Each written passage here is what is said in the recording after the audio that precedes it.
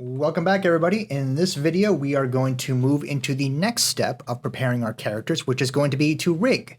Now, I'm going to have two extra videos to demonstrate two alternative methods of rigging, but for this basic video that you're all required to watch and go through and try out, I'm going to show you the most basic, simplest method, which doesn't give you the best results, but is the fastest way of doing this. So first of all, double checking my pivot point for the characters in the right spot. I've smoothed. It's all textured and stuff. Okay, fantastic. Okay. First thing I want to do is go to Windows, go down to Content Browser. We opened this up briefly in the previous video where I was showing off some of the paint effects for the 3D Paint Tool brush. But this time I'm just going to drag in a regular character here. You will notice the character is gigantic compared to ours because in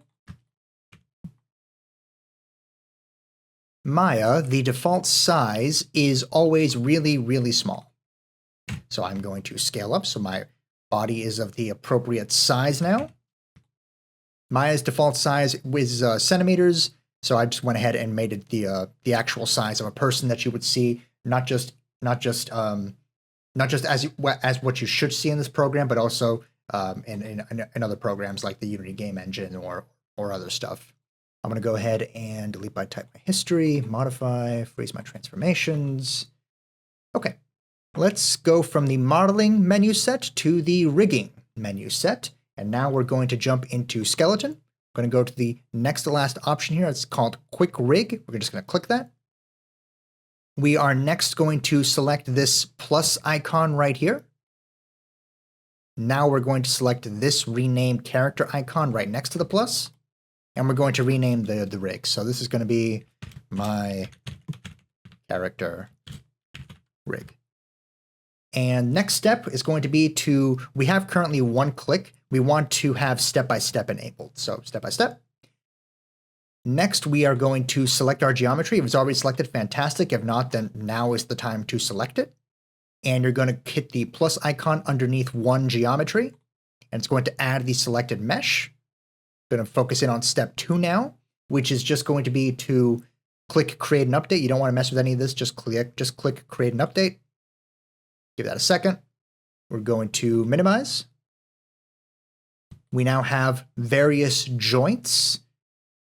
Similar to how we set up our posable primitive character, these joints will control basic areas of the character. The hand, the arm, shoulder, head, legs, feet, all that good stuff. In step 3, we are going to navigate over to our front and side views, and now we're going to start making sure that our joints are in the right position. So we can just select these spheres that were generated and just place them in the right location here.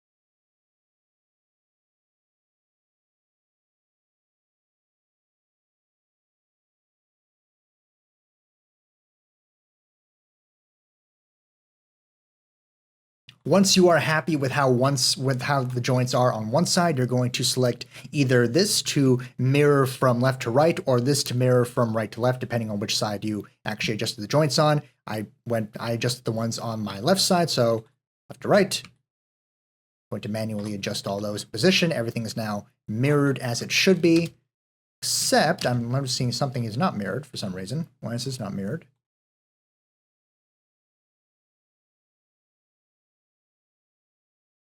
Oh, no, I know why. It's because you want to select all the joints, and then you want to mirror, and that'll fix everything. I always forget that part. You want to make sure you select all the joints, then you select the mirror from left to right or mirroring from right to left, which I just did. Fantastic. You can also select all joints by just selecting this icon right here.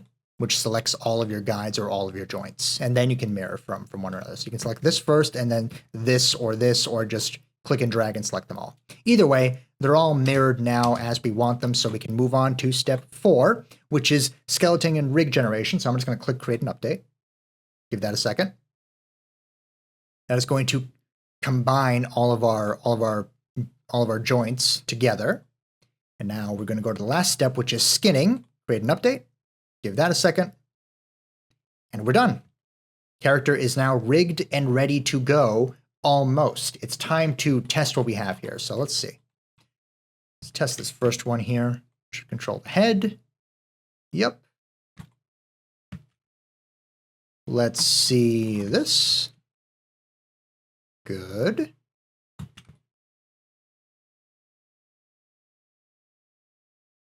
Good.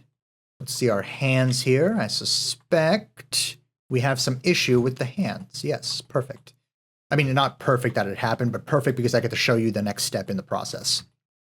So we have now rigged our model, but it's not deforming. It's not reacting perfectly to my joints, to my skeleton. My skeleton is not doing a 100% great job of moving all of my all the vertices of my model. By the way, before we move on to the next step, I do want to point out that we have this new tab here called the Human IK tab. This was generated when we created the quick rig. From here, we can actually control our points just as we can grab points from the viewport. We can also grab them from here in our control tab. Definition tab does other stuff, has other information that we can go over in other extra videos, but the control tab is the main one you want to focus on. This is the one where you can actually select things and move them, either with translations or rotations. Anyway, we've noticed that we have a few joints here and there that are not deforming things as they should. Namely, the hands are not doing what they should as when you move them around. So this takes us to the next step of our process, which is going to be painting skin weights. To paint skin weights, you want to select your mesh. And now I'm also going to talk the grid. We're also going to now go to skin, paint skin weights, the settings for that.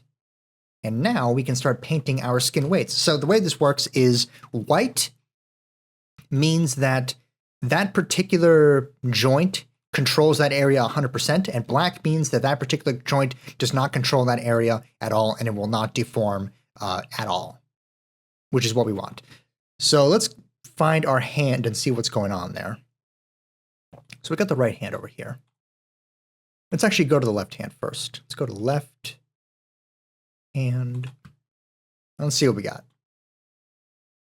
It seems to be okay from a glance, but let's go ahead and do some additional work on it. Namely, let's go ahead and have a nice hard brush. We set this value to 1, which means that this area is going to be fully controlled by this joint, which is what we want. It seems even brighter than before, so it's going to be much better control than what we had initially with the quick rig. And everything that I don't want to be manipulated by this joint, I'm going to set the value down here to 0. And I'm going to paint that area to be black so that this area is not affected at all when I move my joint around. Let's do some further investigating. Let's select some other joints up this body part. So let's go up to the left forearm.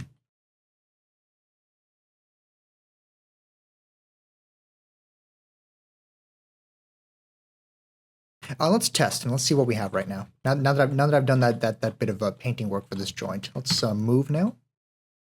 Oh, not perfect yet. Let's go back and paint our skin weights. Select our mesh. Always select our mesh first and then paint skin weights. Let's go back to my hand.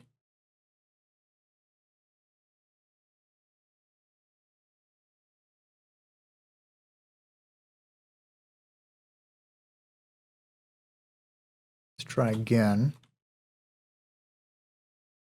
That's better. Now it's controlling the way we want to.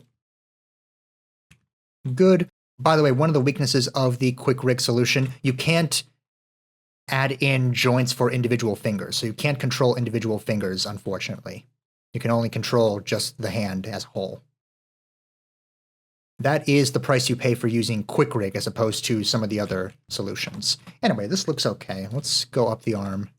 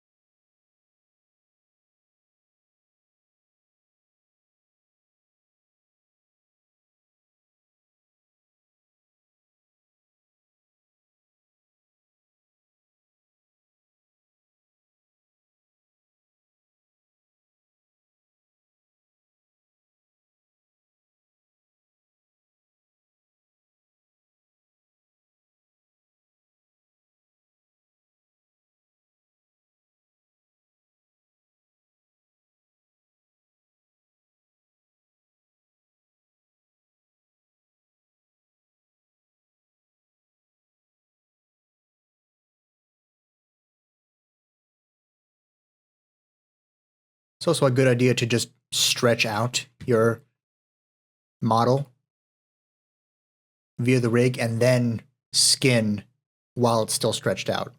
It gives you a chance to better see what might be happening.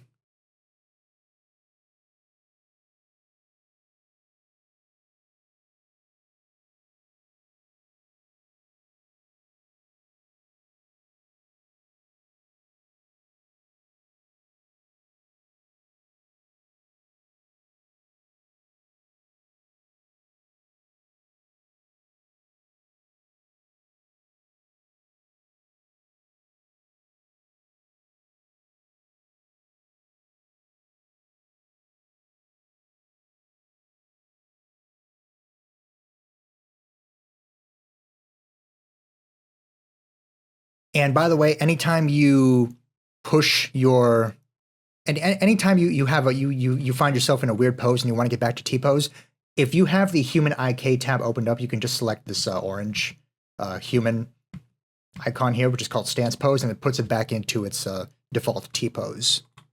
Next thing I'm going to do is skin. I'm going to mirror my skin weights and apply, because I don't want to do all this work that I did on this side on that side again. So let's go ahead and just double check and make sure that it applied correctly. So let's open up my skin weights. Let's go to my right shoulder, left shoulder, right arm, right forearm, left forearm, right hand, left hand. Seems to have mirrored fine. Let's just double check and test. That's working. It's working. This could use more work, but basically working. Let's double check the neck now.